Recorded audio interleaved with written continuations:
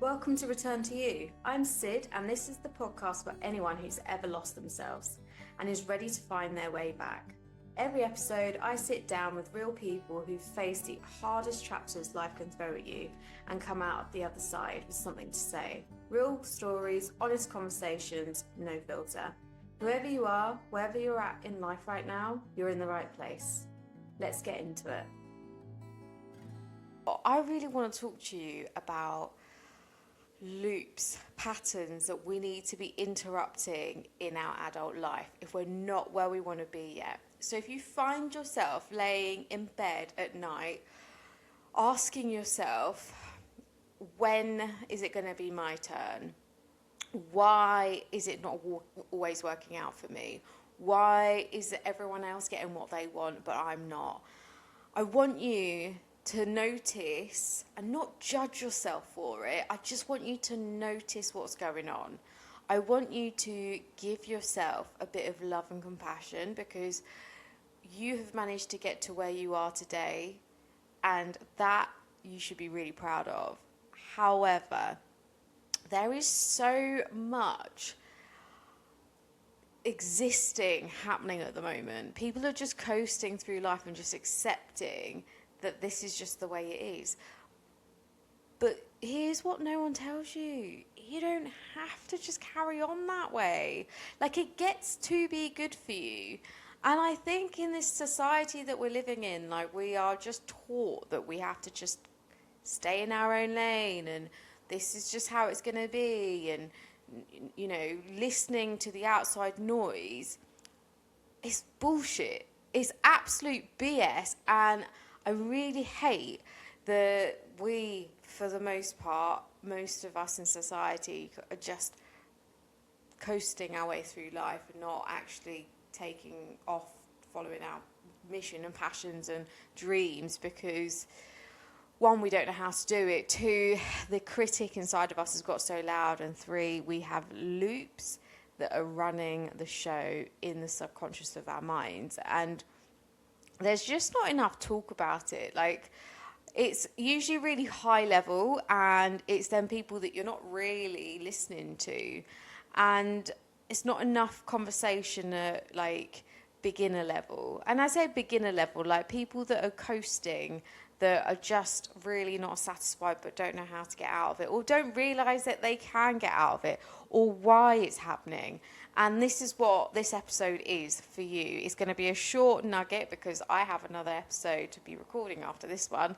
I just wanted to test out the platform but make use of what I'm doing at the same time. So this is going to be a nice little nugget for you. We as human beings, right, I just want you to think back to when you were at school in year 10, maybe year 9, and Mr. Smith in English class is telling you to all read a line from your lit book. So you've picked up your book and you're kind of following along in alphabetical order. You can see, you know, each person hop into their line and your palms start to sweat. The anxiety in your gut, like you start feeling all these feelings and oh my God, I can feel it now. Because you know you don't want to stumble your words, you're too embarrassed to get it wrong. What will someone say? Will you be laughed? Will the teacher cuss you out? All of these things that are happening, what you're not taught or what you're not learning is creating a loop in that moment. If you stumble and get it wrong, you will be laughed at. If you stumble and get it wrong, you will be shone at. If you stumble and get it wrong, you'll be judged. You'll feel shame. You'll feel guilt. You'll feel embarrassment. And so what does that loop look like in your life? You then go out into the adult world thinking that you can't start. You can't be a beginner because people will laugh at you. And you can't do the thing because you're going to look stupid and people will judge you. And you can't do this because if I try to use my voice, I'm going to be judged for it. How are we allowing the thought? And I'm telling you, like, I was thinking about this the other night, and I thought, my God, this is literally where a loop would have been instilled in so many people, because you would have been so embarrassed to get it wrong. And then there are so many people who are neurospicy or have dyslexia that would not be able to read the sentence in the book, and the fear that would have come up for them in that moment would have been so horrific. But does it mean anything about them?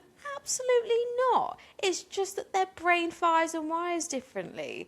Like, that is the thing that we were not taught about in our younger years. And the teachers, they're just humans. Like, they're also getting it wrong. So there's a lot of pressure going on. But here's the thing, these loops that were instilled in you can be broken.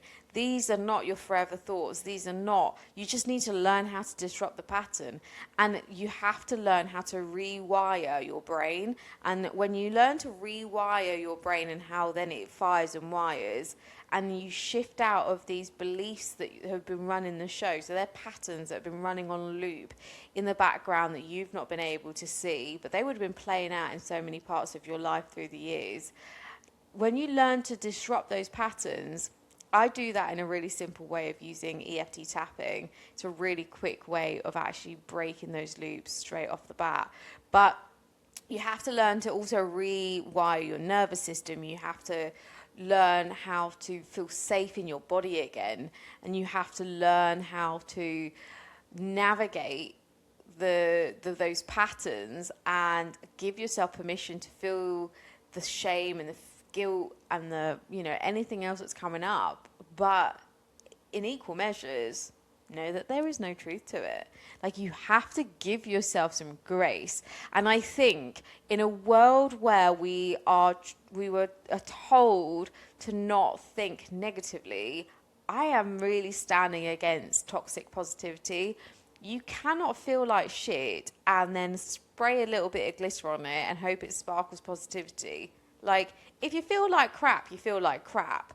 And you don't want to stay there. Like, you feel like crap, you have to voice it, because if you're not voicing it, it turns inwardly into your body, into your cells, into your DNA.